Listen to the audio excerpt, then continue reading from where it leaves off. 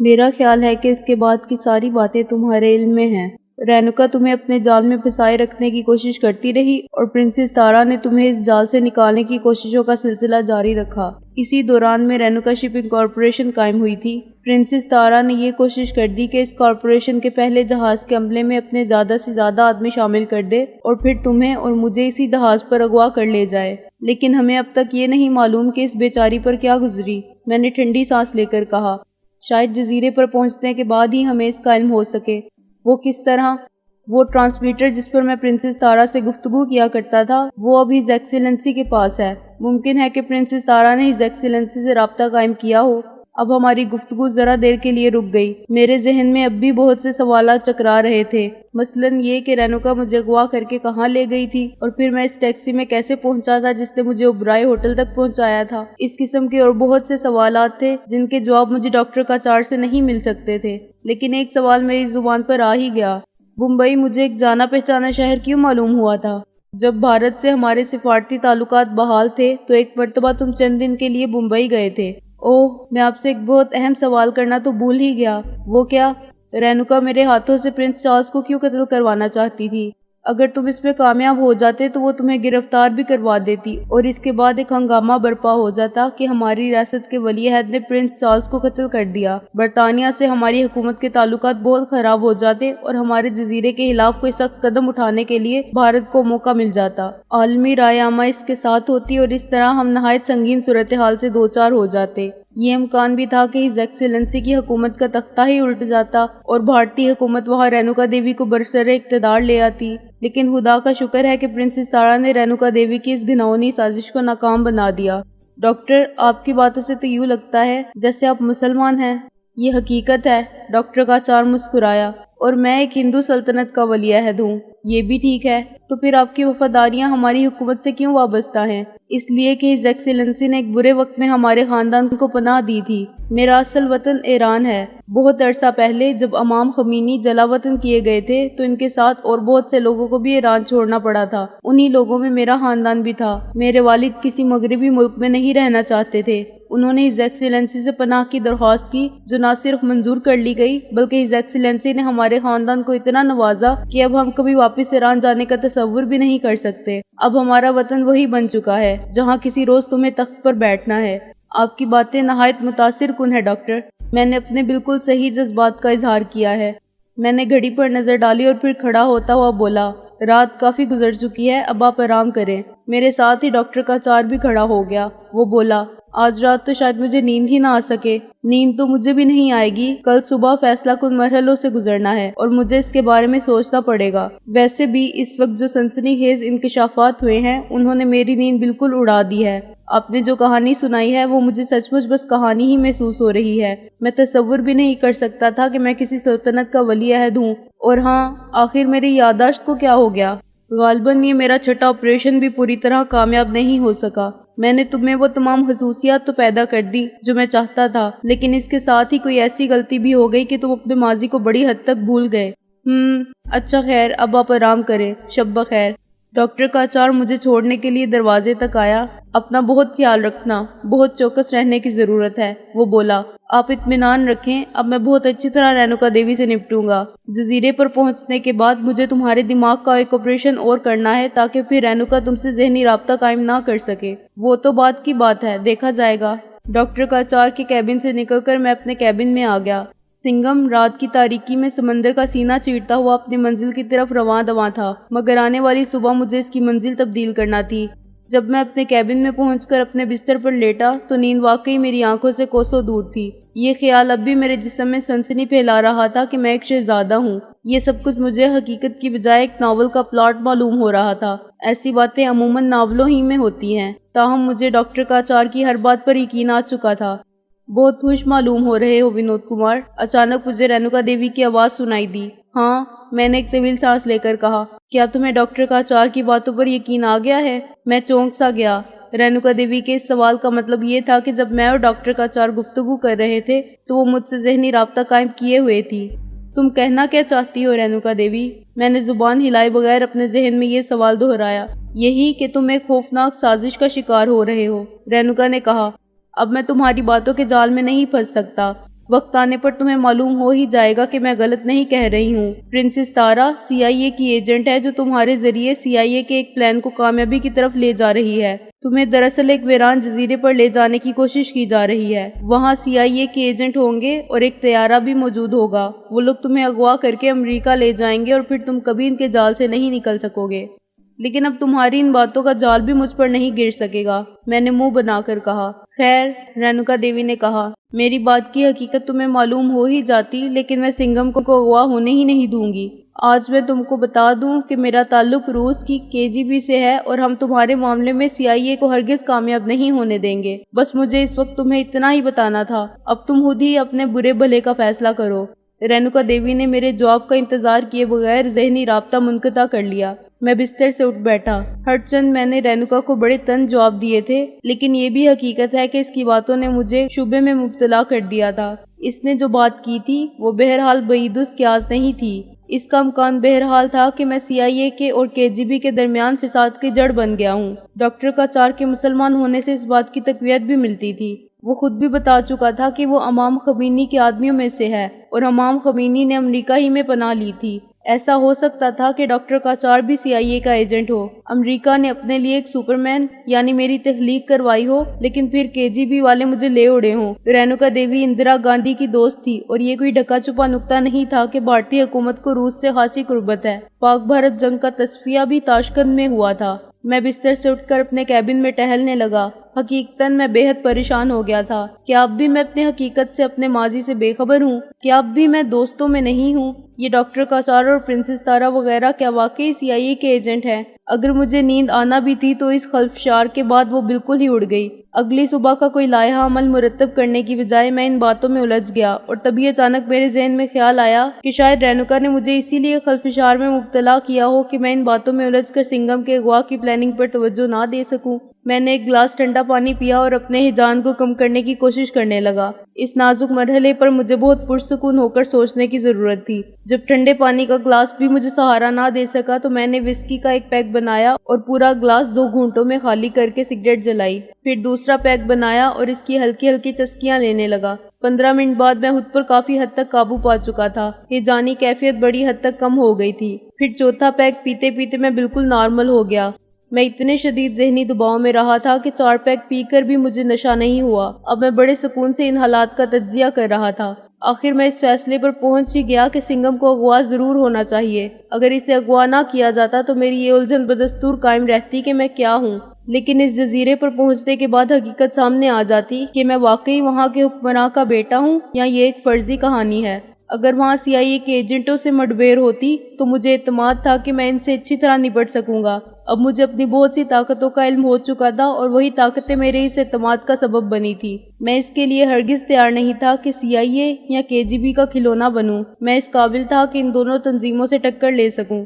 اگر میں کسی جزیرے کے حکمراں کا بیٹا نہیں تھا تو بھی اب مجھے اپنی طاقتوں کا علم ہو چکا تھا کہ میں کسی نہ کسی طرح اپنے ماضی کو کنگال ہی لیتا۔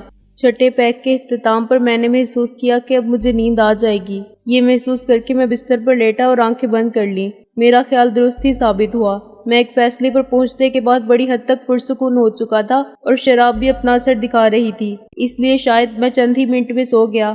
صبح میری آنکھ اس وقت کھلی جب ٹیلی فون کی گھنٹی بج رہی تھی۔ میں نے اٹھ کر ریسیور اٹھایا اور ہیلو کہا۔ میری آواز خاصی بھرائی ہوئی تھی اور اس کا سبب نیند اور شراب تھی۔ شراب کا خمار ابھی باقی تھا۔ جوگندر، مجھے اپنے جہاز کے کیپٹن کی آواز سنائی دی جس میں سختی کی آمیزش تھی۔ یس سر، میں نے جلدی سے کہا۔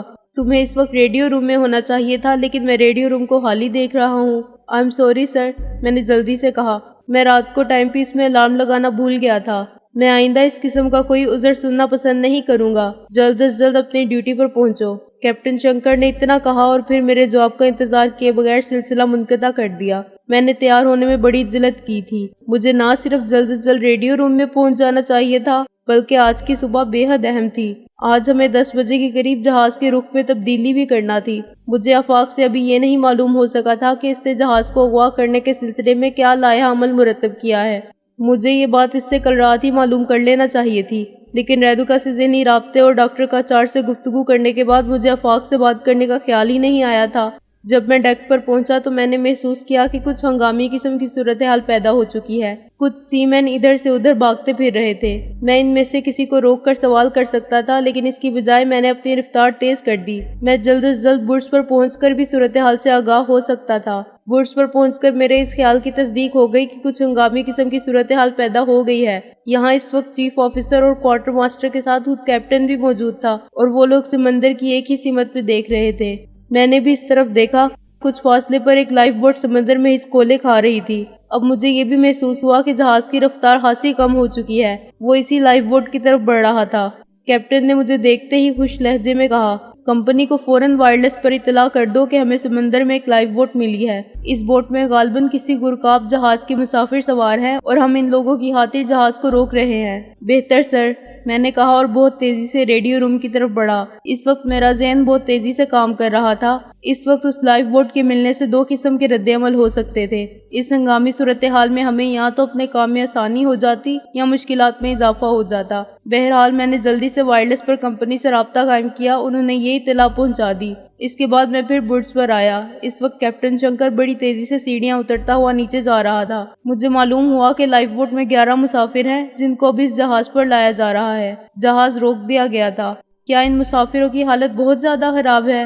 میں نے چیف آفیسر سے پوچھا۔ زیادہ خراب نہیں معلوم ہوتی۔ ان کا جہاز غالباً کل ہی یہی کہیں آس پاس غرق ہوا ہوگا۔ میں نے اس طرف دیکھا جہاں اس لائف بوٹ کے مسافروں کو اوپر لایا جا رہا تھا۔ کیپٹن شنکر ڈیک پر تیزی سے چلتا ہوا اسی طرف بڑھ رہا تھا۔ میری خواہش تھی کہ وہاں جا کر ان مسافروں کو دیکھوں، لیکن ہنگامی صورتحال کے باعث ریڈیو روم میں میری موجودگی ضروری تھی۔ کسی وقت بھی کمپنی کی طرف سے کوئی پیغام آ سکتا تھا۔ چنانچہ میں واپس ریڈیو روم میں آ گیا۔ کوئی 5 منٹ گزرے ہوں گے کہ وائرلیس پر اشارہ موصول ہونے کی بجائے فون کی گھنٹی بجنے لگی۔ میں نے ریسیور اٹھایا۔ ہیلو یور ہائنس، دوسری طرف سے آفاق بولا تھا۔ میں اس کے اندازے تو خاطب سے سمجھ گیا کہ وہ آج صبح کسی وقت ڈاکٹر کا 4 سے گفتگو کر چکا ہے اور پوری صورتحال اس کے علم میں آ گئی ہے۔ مجھے کچھ گڑبڑ معلوم ہو رہی ہے یور ہائنس، آفاق کہہ رہا تھا۔ یہ تو آپ کے علم میں ہوگا کہ ہمیں ایک لائف بوٹ ملی ہے۔ ہاں مجھے معلوم ہو چکا ہے۔ وہ میری نظر میں مشکوک ہیں۔